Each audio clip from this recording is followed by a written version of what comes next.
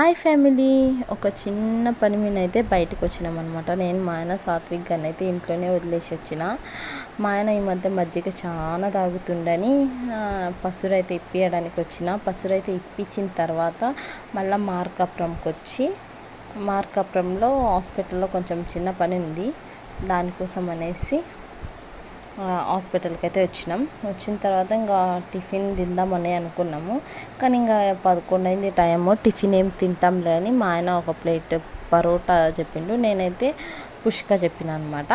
పుష్క అయితే వచ్చేసింది. పరోటా టేస్ట్ బాగానే ఉంది. రెండిట్లకు ఒకటే కర్రీ ఇస్తారులేండి, సేమ్ కర్రీ కూడా పర్లేదు అనిపించింది. 100 రూపాయలలో 50 రూపాయలు పుష్క, 50 రూపాయలు పరోటా, 2 పరోటా అయితే వచ్చింది. మళ్ళీ ఒక ఎగ్ కూడా వచ్చిందనమాట. ఆయనకు ఒక ముద్ద తినిపించే లోపలనే ఆయనకు నచ్చింది.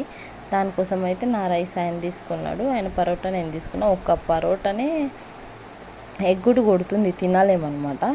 అట్లయితే 2 పరోటాలు అయితే చేత కాదు. దానికోసం అయితే షిఫ్టింగ్ చేసేసిన అనమాట. ఇంకా ఇద్దరం సపరేట్గా కూర్చొని సపరేట్ చేసుకొని తినేసినాం. మా ఆయన నాకు తెలియకుండా ఒక పని అయితే చేసిండు.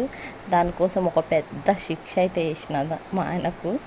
పాపం పసికూన అనుకుంటే నవ్వు వస్తుంది. ఇంకా తినేసి కొంచెం మళ్ళీ వేరే పని ఉంటే అది చూసుకొని ఇంటికైతే బయలుదేరుతున్నాం. ఇదనమాట. వీడియో నచ్చితే లైక్ అండ్ షేర్, సబ్స్క్రైబ్ చేసుకోండి. బాయ్.